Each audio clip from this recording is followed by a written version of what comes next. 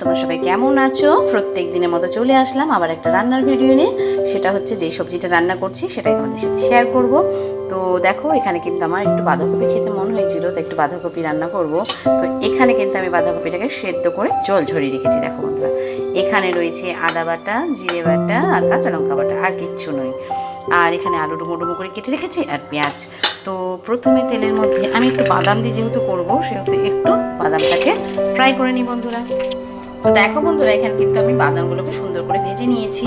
তো অনেকে মাছের মাথা যে যেরকম পারে বাঁধাকপি করে, আমি কিন্তু একটু বাদাম দিয়ে করা পছন্দ করি, আমার ভীষণ ভালো লাগে। আমাদের বাড়ির সবাই তাই খায়। এবার আলুগুলোকে কিন্তু আমি লাল লাল করে প্রথমে বন্ধুরা ভেজে নেব। তো দেখো বন্ধুরা, এখানে কিন্তু আলুটাকে আমি লবণ হলুদ ছাড়া একটু হালকা করে ভেজে নিয়েছি বন্ধুরা। তো এর মধ্যেই আমি কিন্তু এখন একটু ফোড়ন দিয়ে দেবো। আলুগুলোকে তোলার কোনো দরকার নেই, এর মধ্যে দিয়ে দিলেই হবে। এই পাঁচফোড়নের সাথে সাথে আমি কিন্তু এখানে পেঁয়াজ কুচিগুলো দিয়ে দেবো বন্ধুরা। দিয়ে একসঙ্গে খুব সুন্দর করে আবার লাল লাল করে ভেজে নেব। তো দেখো বন্ধুরা, এখানে কিন্তু আমার খুব সুন্দর করে পেঁয়াজ আলু ফোড়ন সব ভাজা ভাজা হয়ে গেছে। এই অবস্থায় আমি কিন্তু এখানে বাটা মশলাটা দিয়ে দেবো। তোমরা সবাই জানো একটু জল মিশিয়ে দিই যাতে আমার কষাতে খুব সুবিধে হয়। তো সেই কারণেই দেখবে তোমরাও এভাবে করে ভীষণ সুবিধে হয় কষানো, একদমই লেগে যায় না।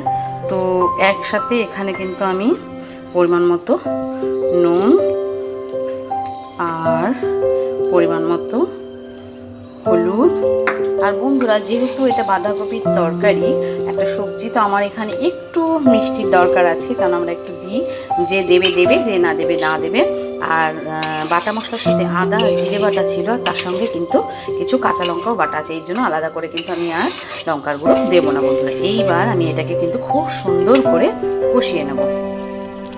তো দেখো বন্ধুরা, এখানে কিন্তু খুব সুন্দর করে আমার দেখতেই পাচ্ছ মশলাটা কষানো হয়ে গেছে। এই অবস্থায় আমি কিন্তু এখানে বাদামগুলোও দিয়ে দেবো। সাথে কিন্তু এই বাঁধাকপিটা আমি একদম ভাপিয়ে একটু জল ঝরিয়ে রেখেছিলাম, কারণ আমরা একটু কফি একটু ভাপিয়ে নিয়েই কাজ করি। তো সেই জন্য এবার আমি কিন্তু এখানে বাঁধাকপিগুলোকে মশলার সাথে খুব সুন্দর করে কষিয়ে নেব, নিয়ে তোমাদেরকে কিন্তু দেখাচ্ছি বন্ধুরা। তো দেখো বন্ধুরা, এখানে কিন্তু আমি মশলাটার সাথে খুব সুন্দর করে বাঁধাকপিটাকে মিশিয়ে দিয়েছি।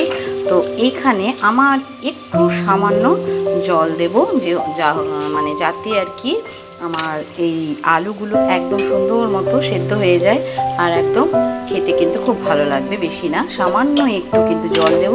দিয়ে এবার একদম কিন্তু আস্তে গ্যাসের ফ্লেমটা দিয়ে পুরো ঢেকে দেবো 5 মিনিটের জন্য বন্ধুরা। তো দেখো বন্ধুরা, এখানে কিন্তু আমার একদম রান্নাটা শেষের দিকে চলে এসছে। আমি কিন্তু আর বেশিক্ষণ টানাবো না, কারণ এটা থাকলে একটু টেনে যাবে। তো এখানে কিন্তু আমি গরম মশলা দিয়ে দিলাম একটু, যেহেতু আমার বাটা মশলাটা রেডি নেই সেই কারণেই। তো দেখো বন্ধুরা, রান্না একদম কমপ্লিট। দেখে কতটা সুন্দর লাগছে, খেতেও ততটাই সুন্দর লাগে। বিশ্বাস করো বন্ধুরা, রান্নার পদ্ধতি এক একজনের এক এক রকম, কিন্তু টেস্টটাও কিন্তু এক একজনের এক এক রকমই আসে। তো যাই হোক, আজকে যে রেসিপিটা ছিল সেটাই তোমাদের সাথে শেয়ার করলাম। ভালো লাগলে অবশ্যই একবার ট্রাই করে দেখো, আর লাইক কমেন্ট শেয়ার রেখে যেও। তো আজকের জন্য এই রেসিপিটাই ছিল, কালকে আবার অন্য কোনো রেসিপি নিয়ে তোমাদের সামনে হাজির হয়ে যাবো। টাটা।